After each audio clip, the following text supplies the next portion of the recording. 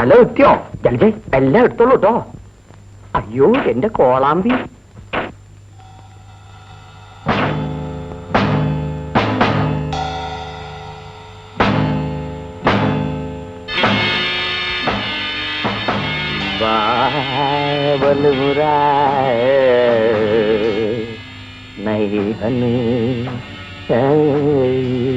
അപ്പോ ഇവിടെ അങ്ങ് സുഖമായി കൂടിക്കോളൂ. ഭാഗ്യവാൻ. ഇനി എല്ലാം നിന്റെ കയ്യിലാണ് കൊച്ചേ. ഇവിടത്തെ കാര്യമല്ല, അങ്ങ് കൊട്ടാരത്തിലെ കാര്യമാണ്. നീ മിടുക്കിയാണെന്ന് എനിക്കറിയാം. സുന്ദരിയാണോ? അവൾ മിടുക്കിയും ആയിരിക്കും. ശരി, സുഖിച്ചോളൂ സുഖിച്ചോളൂ, ഞാനങ്ങ് പോയേക്കാം. പക്ഷെ ഒരു കാര്യം, ഒരുപാട് ജോലി ചെയ്യാൻ കിടക്കാണ്. ക്ഷീണിക്കണ്ട കേട്ടോ.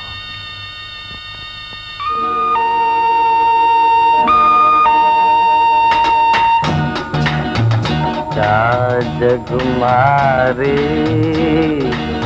സൗജാ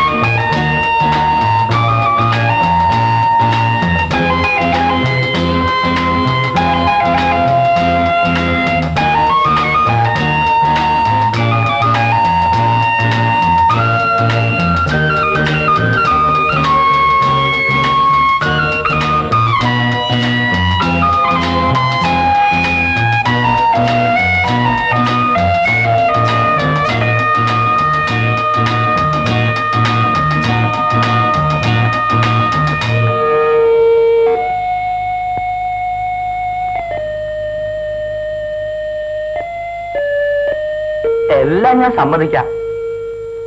പക്ഷേ നിന്നെ പിരിഞ്ഞ് ഒറ്റയ്ക്ക് ഇങ്ങനെ ജീവിക്കുന്നത് ഓർക്കുമ്പോ ഈ കുന്തത്തിൽ നിന്ന് ഇറങ്ങി പുറപ്പെടേണ്ടിയില്ലായിരുന്നു തോന്നുന്നു. കുറച്ചു ദിവസത്തേക്കല്ലേ, ഈ ദിവസങ്ങൾ വേഗം പോകും. എനിക്ക് ഒരു നിമിഷം പോലും നിന്നെ കാണാതിരിക്കാൻ പറ്റില്ല. എന്റെ പ്രകൃതം അങ്ങനെ ആയിപ്പോയി. ഞാനൊരു പാവമല്ലേ. മണ്ടത്തരങ്ങളൊന്നും കാണിക്കരുത്. നമ്മുടെ പദ്ധതി പൊളിക്കരുത്. സമയം കിട്ടുമ്പോഴൊക്കെ ഞാനിങ്ങ് ഒളിച്ചു പോരാ. അത് പോരാ, നീ ദിവസം വരണം. എനിക്ക് ഒറ്റയ്ക്ക് ജീവിക്കാൻ പറ്റില്ല. നമ്മൾ വളരെ സൂക്ഷിക്കണം, അല്ലെങ്കിൽ അപകടമാണ്. ശരി ശരി, നമുക്ക് ഒന്നുകൂടി ഉറങ്ങാം. വേണ്ട വേണ്ട, ഒരു ഉറക്കം മതി. And go to bed. Behave yourself. Be a good boy.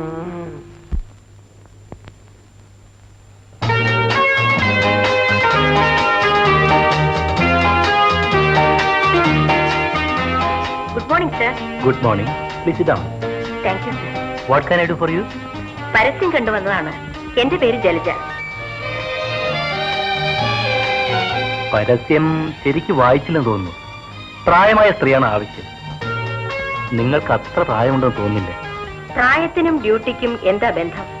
എന്നെ ജോലിക്ക് പറ്റില്ലെങ്കിൽ sorry, I don't want to waste your time. No, please sit down. Let me see.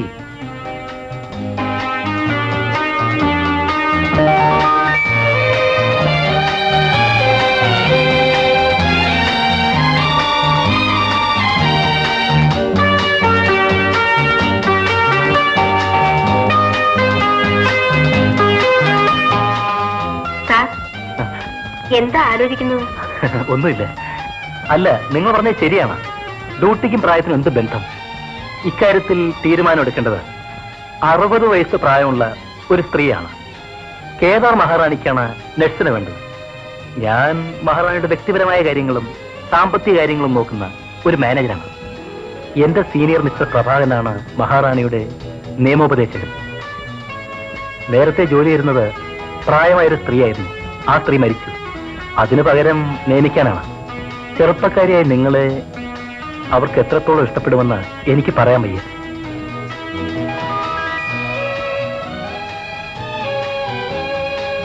ഞാൻ ആലോചിക്കുന്നത് എന്തുകൊണ്ട് മിസ് ജലജയെ നിയമിച്ചുകൂടുന്ന. ഞാൻ ട്രെയിനിങ് കഴിഞ്ഞ നേഴ്സാണ്. ബാംഗ്ലൂരിൽ NS ഹോസ്പിറ്റലിലെ സ്റ്റാഫ് നേഴ്സായിരുന്നു.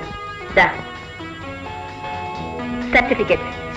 മദ്രാസിൽ ഡോക്ടർ സമ്പത്തിന്റെ നേഴ്സിംഗ് ഹോമിൽ ഞാൻ ജോലി ചെയ്തിട്ടുണ്ട്. ഡോക്ടർ സമ്പത്ത്? അതെ. അദ്ദേഹത്തിന്റെ സർട്ടിഫിക്കറ്റ് മറ്റോ ഉണ്ടോ? ഇല്ല. അദ്ദേഹത്തോട് ഞാൻ ഫോൺ ചെയ്ത് ചോദിച്ചോളാം. വേണ്ട, അദ്ദേഹം എന്നെ പറ്റി നല്ല അഭിപ്രായം പറയില്ല. എന്താ കാരണം? അദ്ദേഹം എന്നോട് സ്വല്പം ചീത്തയായി പെരുമാറാൻ ശ്രമിച്ചു. ഞാൻ രാജിവെച്ചു.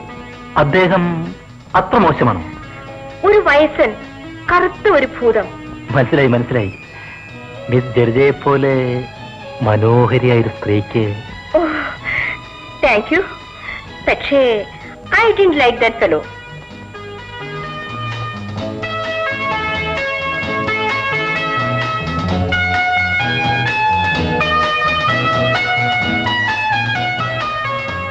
എന്റെ അച്ഛൻ റാണിയുടെ കച്ചേരിക്ക് വയലിൻ വായിച്ചിട്ടുണ്ട്.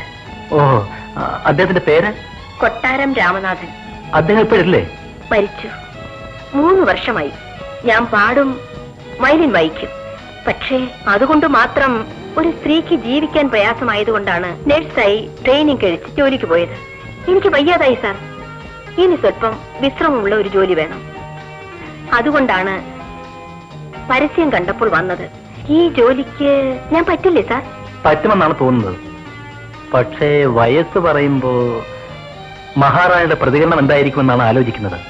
ആട്ടെ, വയസ്സ് എത്രയായി? 28. സർട്ടിഫിക്കറ്റ് കാണണോ സാർ? വേണ്ട വേണ്ട. ഞാൻ മഹാറാണിയോട് നിങ്ങൾക്ക് 38 വയസ്സായെന്നാണ് പറയാൻ പോകുന്നത്. വിഷമമുണ്ടോ? ഇല്ല സാർ. ഇന്ന് വൈകുന്നേരം ഞാൻ മഹാറാണി കാണും. കുറെ പേപ്പേഴ്സ് ഒപ്പിടിക്കാനുണ്ട്. അപ്പോൾ നിങ്ങളെക്കുറിച്ച് ഞാൻ സംസാരിക്കാം. Thank you sir. ശമ്പളത്തിന്റെ കാര്യം നിങ്ങൾ ചോദിച്ചില്ലല്ലോ. എല്ലാ ചിലവുകളും കഴിഞ്ഞ് മാസം 300 രൂപ കിട്ടും. അതുപോലെ മതി സാർ. നാളെ വൈകുന്നേരം 5 മണിക്ക് നിങ്ങൾ വന്നാൽ ഞാൻ മഹാറാണിയുടെ തീരുമാനം അറിയിക്കാം. ശരി സാർ.